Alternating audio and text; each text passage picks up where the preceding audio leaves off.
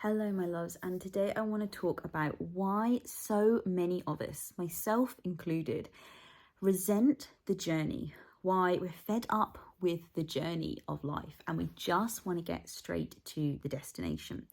Now, we are always told that it's about enjoying the journey, it's about living for the journey and not the destination. And that is completely true. Like we are eternal beings. So there never really is any destination. And destination only really comes about because of the concept of death. But if you believe that we are eternal souls that never cease to die, the only thing that dies is our physical bodies. That's the only thing that leaves us when it's our time to move back into non-physical. Then this idea of destination, of reaching to a certain point and being done, is not actually a concept.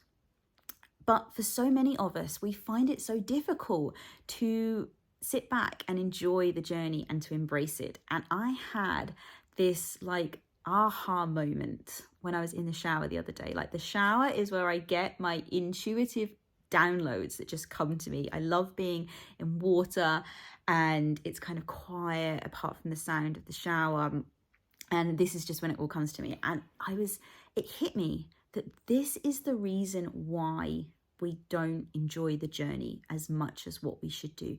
And the reason is, let me know in the comments if this resonates with you, is because what happens is we get this little seed of an idea, we get this desire, this inspiration come to us.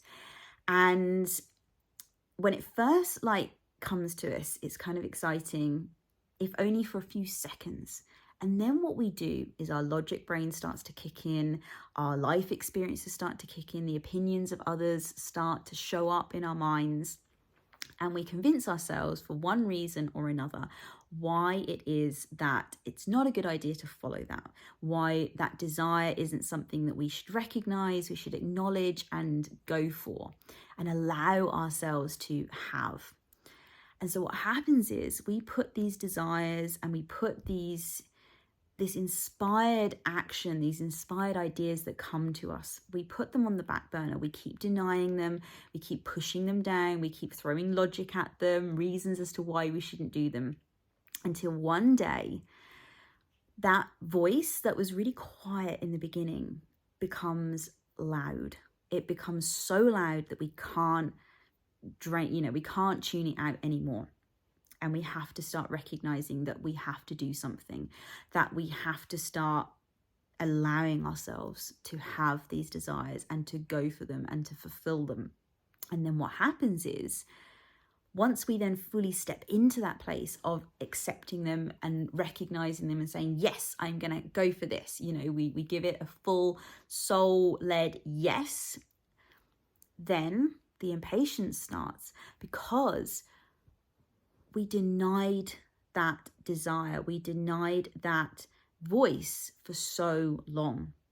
And so really, if we had acknowledged that little inner voice, that little piece of wisdom that came to us, that desire that kind of bubbled up within us when it first came about, when it was very small and it was quiet, if we'd have got on that train then, if we'd have started that journey at that point, before we'd spent years potentially denying ourselves of this, then the journey would have been so much more enjoyable.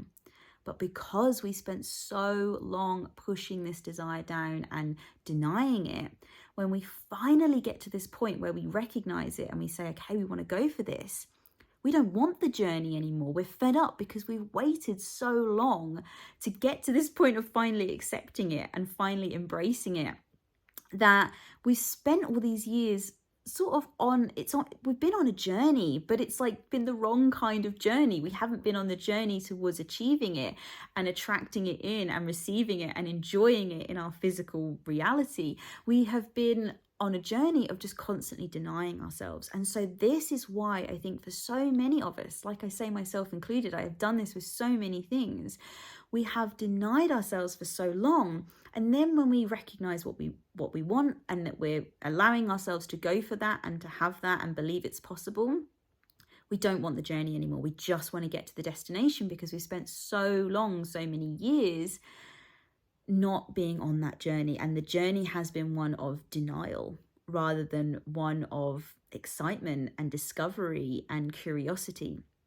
So this is why I wanted to create this video, because I want to start helping you to recognize those early signs. This is what we need to start getting more practiced at. This is what we've got to start getting more conscious about so that we can start enjoying the journey.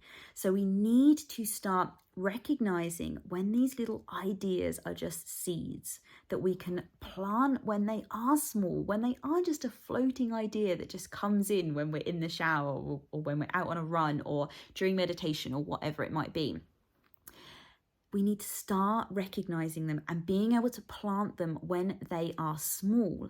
You know, we can start watering them and nurturing them and growing them. And what happens is when you catch these, when they are in those very early stages, you don't have so much attachment to it because you've not denied yourself of anything. You're literally just following this spark of inspiration. You don't really know necessarily where it's going to lead, or even if it is that you get an idea for this much bigger thing that you can see in your reality, you haven't spent all this time denying it. So really your attachment is very loose at this stage. You really aren't holding much attachment to it. And this is great because this lowers your resistance. This, it's the attachment to an outcome, to receiving something, to experiencing something that kind of is what is blocking us. So it not only reduces your resistance, but it allows you to start enjoying that journey before you get into this mindset of denying it and adding logic and worrying about what others think and all of these kinds of things. So I want to run through, I've got 4 stages, 4 different little tools, processes, tips that you can use to really start being able to tap into your intuition, to be able to start recognizing these seeds of thought, these ideas, this wisdom that comes to you when it's early, so that you can start enjoying the journey of life rather than constantly wanting to get to the destinations. And what happens is when we tap into our intuition more often is that we're not really seeking destination anymore, because actually the journey becomes fun. Because what happens on the journey, because there's no attachment to a particular outcome at this stage, we followed those signs when they came to us in the beginning.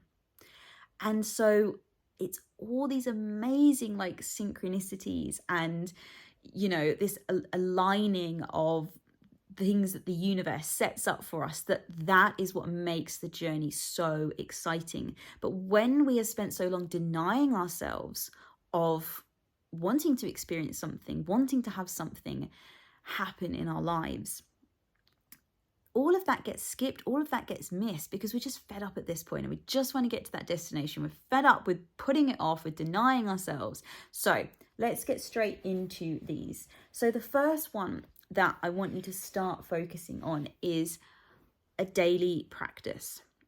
Now, the intention of this daily practice is to start turning up the volume on that intuition.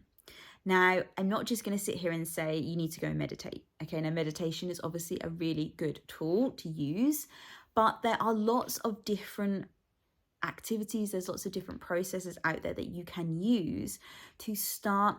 We want to turn down the kind of humming noise of all of the random thoughts that are going on, all of the doubts, the insecurities, the fears, the to-do list, all of that kind of thing. We want to start turning the volume down on that, and we want to start increasing the volume on the intuition, on the thoughts, on the wisdom that is coming from your inner self, your higher being, your soul, your non-physical part of you, whatever it is you want to call it. It is that part of you with that higher perspective, that perspective that knows every single thing that you want and where you are in relation to every single thing that you want, because it's that part of you that it's going to guide you on this amazing journey towards manifesting what it is that you want. So think about what kind of practices you enjoy. And I'm actually going to hop straight into number number 3, because 1 and 2 actually kind of go hand in hand. So if you're struggling to think of a daily practice, so let's just cover a few. So like you can do meditation, you can do journaling, you can exercise, yoga, walks in nature, even things like cold water immersion. There's all sorts of different things that you can do. But a lot of the practices, what they have in common is they kind of get you into a focused state. So with meditation, for example, when you sit to meditate, you are focusing on either your breathing, you're focusing on, maybe you might have like some binaural beats going on, or something like I use like the one that Esther Hicks uses, which is the air conditioning fan. I quite like that one actually.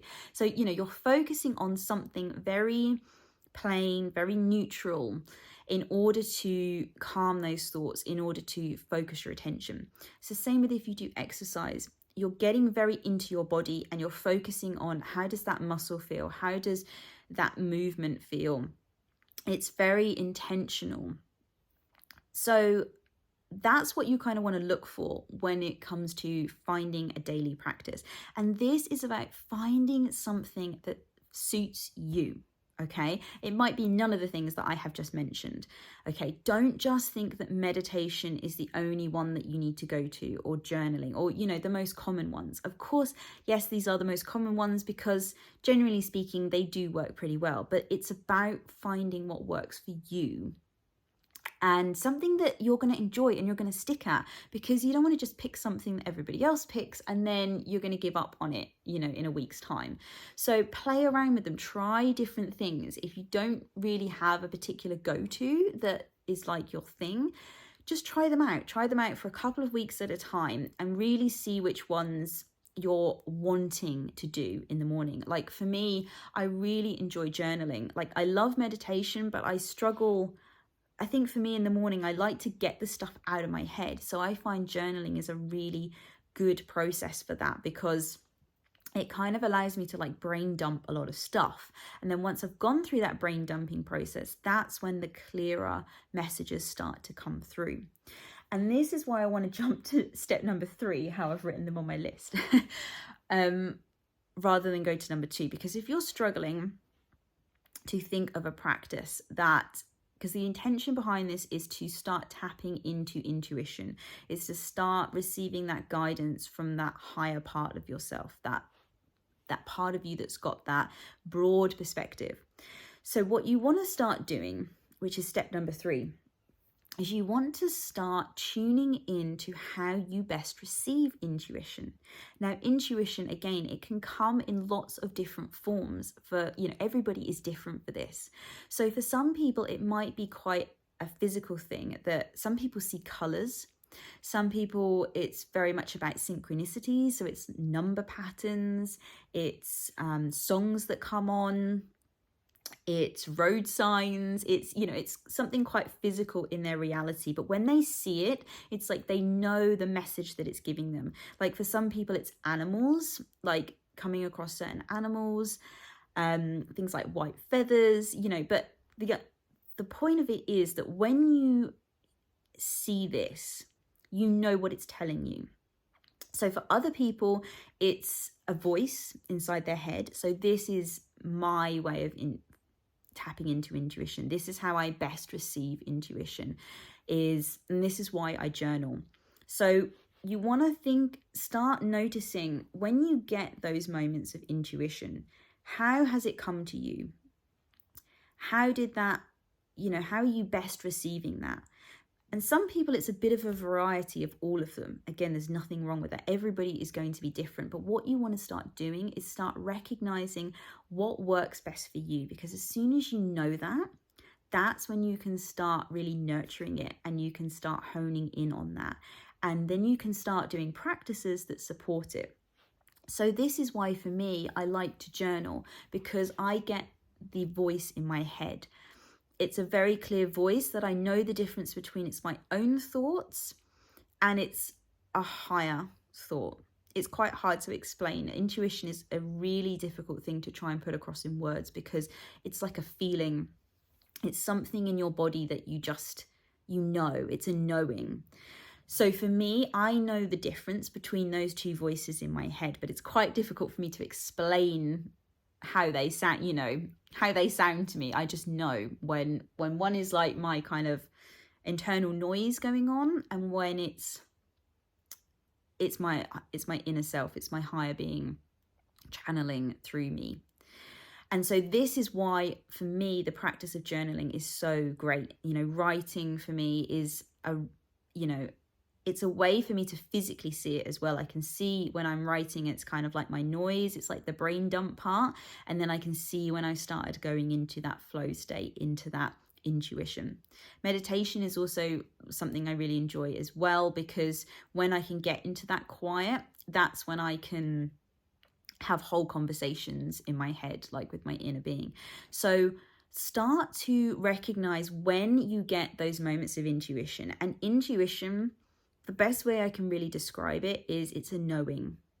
There's like no doubt to it. You might add doubt afterwards, but in that moment, it's like this crystal clear message, sign. It just resonates deeply with you. So start to focus on that. For example, if you're somebody who is very much finds their intuition from signs, from seeing things in your outer reality, maybe going for a daily walk would be a good practice, a good way to start tapping into that, because you're not only are you doing something that's going to allow you to focus in, cut out the noise, raise the volume on the intuition, but you're also in a place where you're enhancing how you receive that. So think about those two together and how you can start really understanding how your intuition comes to you, and then how you can start building a daily practice to support that. So then number 2, so we're going to go backwards now. Step number 2, which is really step number 3, is starting to trust that inner voice. So what I recommend with this is don't start with the quote unquote big stuff. Now there is, that's your perception, is that some things are harder to bring into your reality than others. It's all exactly the same, but let's just go with the basis that we all have a bit of a perception on things that are easy to manifest into your reality and things that are harder. So don't start trying to trust that inner voice on how it's going to lead you to receiving £1 million. Of course, you can do that, but you want to start with things where you can really start building the trust of your inner voice. So let me walk you through so this was a little experiment that I did. And this just gives you a bit of an idea of how you can start playing around with trusting that inner voice. So this was a couple of years back now. I decided to test out my intuition and my ability to manifest and all of that kind of combined. And I had a day out with my 2 girls, my 2 daughters. And I set a couple of intentions at the start of the day. Things that I wanted to experience, things that I wanted to have happen. Again, it was nothing major. It was just small little experiences that I didn't have much attachment to. So one of them was we were going to go to a coffee shop. We were going to go to a cafe. So I wanted to manifest a really great parking space. I wanted it to be right in front of the coffee shop so that we could just head straight over. And so I kind of threw a couple of those little ones in. The only problem with those is sometimes your logic brain will tell you things like, well, that was just a coincidence. That was just, that was just luck. And so I did find that parking space. That parking space became available. I drove up outside the cafe and there literally was somebody pulling out of a space, which was exactly the one that I wanted. But again, those sorts of ones, you can end up, your logic brain can sort of take over. So I threw a complete spanner in the works and I said that I wanted to see a cluster of blue butterflies. Now, some of you watching this who've seen my other videos will probably know this story, but I talk about it a lot because it really was, for me, it was a test. So in England, which was where I was at the time, in the UK, we don't really have blue butterflies over here. So we weren't in like a tropical climate where that kind of thing was possible. And it wasn't one, I wanted to see a cluster of blue butterflies.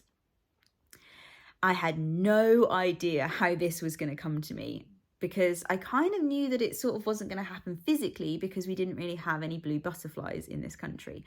But I just let it go, and I was like, okay, I'm going to see a cluster of blue butterflies today. And I literally had forgotten about it. I got so absorbed in like the day out with the girls, and we came home and I said to them, shall we put on a film? Now, a few weeks ago, we had tried to start watching Frozen 2, and neither of them were particularly interested.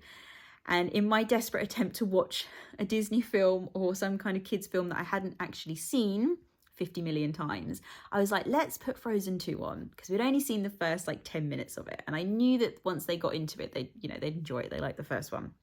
So we started watching it. I didn't think anything of it at all. And if any of you have seen that film, there's a moment in it when one of the characters lifts the lid on a basket and a cluster of blue butterflies flies out.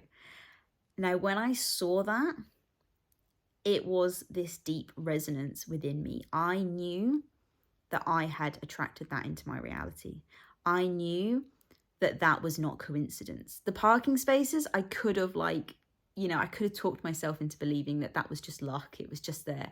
But these butterflies, and how, I'd got this, we came home and I got this little internal voice that said, put on Frozen 2. So I was like, okay, fine, let's do that. Didn't think anything of it. And it led me to what it was that I wanted to see. So this is why I say, try and play around with trusting that voice. Because I can guarantee up until now, you have probably tried to trust that voice on those big things that you want to manifest. I don't like to say big, but let's just use it for now. On those things that are important to you, let's change it to that. So on the career, the relationships, the money, the house, the holidays, all of that kind of thing. And some of it might have happened and some might not have happened. And so you've probably got this weakened relationship with your intuition. You're not completely trusting that it really will lead you to what it is that you want to experience, and trusting that where this voice is coming from, which is from your soul, your inner being, your higher self, the non-physical part of you, it really does know exactly what it is that you want and how to bring that to you in the best possible way, the most enjoyable way. This is where we talk about enjoying the journey. Your inner being knows how to give you the best journey to that thing. And actually, when I saw those blue butterflies, this is where you enjoy the journey, because I wasn't actually that enamored by seeing these blue butterflies in this film. But what was amazing was the feeling I got that I knew I had created that. I knew that my inner being had led me to that, and I had followed that voice. That's what felt exciting. That's what gave me the goosebumps.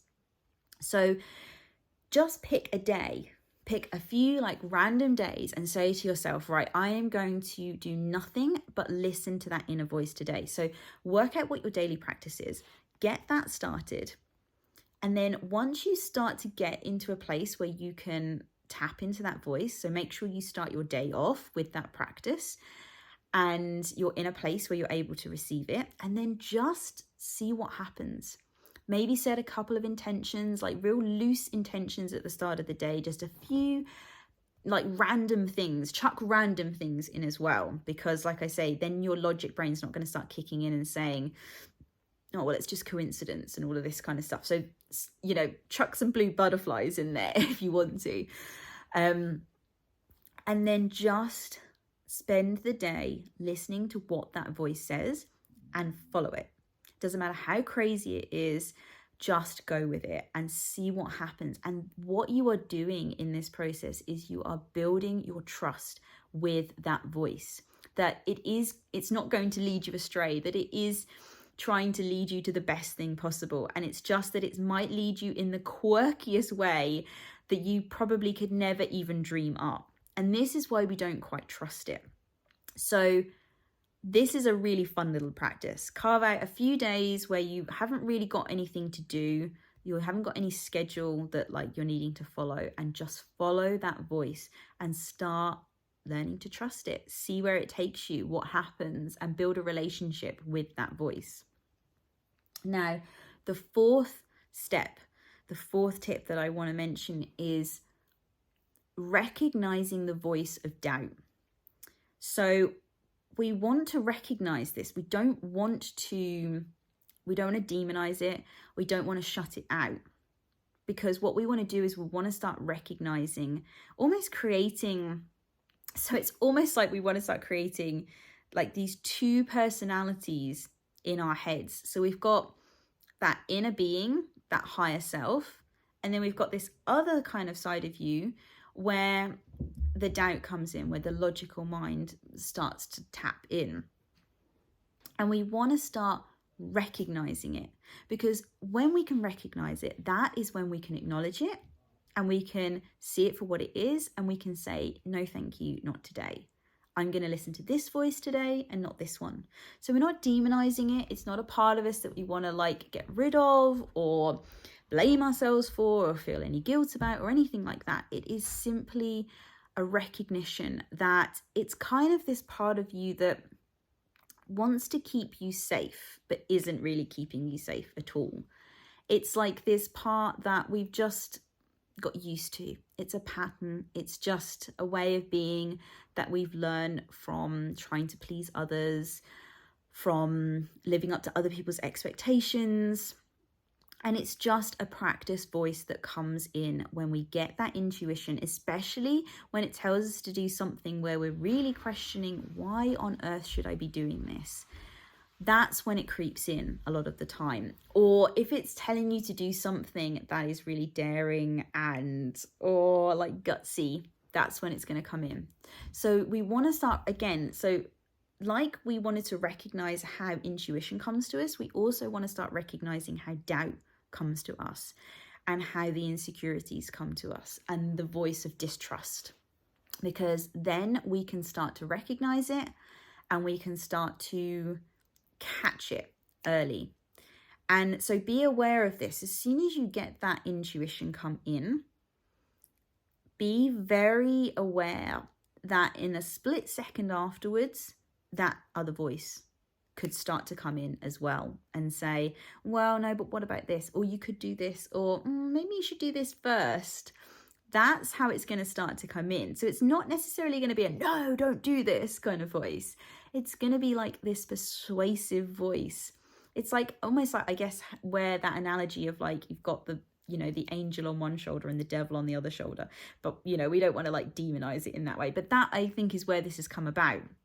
But don't see it as like, one is good and one is bad. It's not about that. It's just about you get to choose, you get to decide which one you want to listen to. Okay. So that is all of the tips. And I honestly think if we can start to hone in on these little nuggets of wisdom, like this inspiration that comes to us when it's early, that is when we get to enjoy the journey. That is when the journey gets to be enjoying. And then we're not really bothered about the destination at all. But the reason we get that way is because we deny these things for so long. We put them off. The logic comes in, that other voice of doubt, distrust, it comes in. And then by the time we've decided that we're going to choose to listen to the other voice, we're so fed up of, keeping ourselves apart from the things that we want, that we don't want the journey. We just want the destination.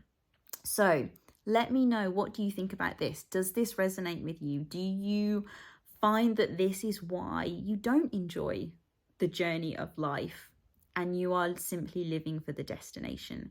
And let me know how you get on with these tips.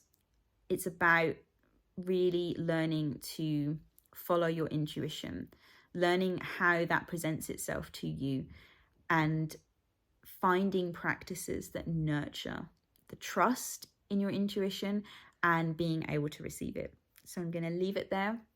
Have a beautiful day, whatever it is you are doing, and I will see you in the next video.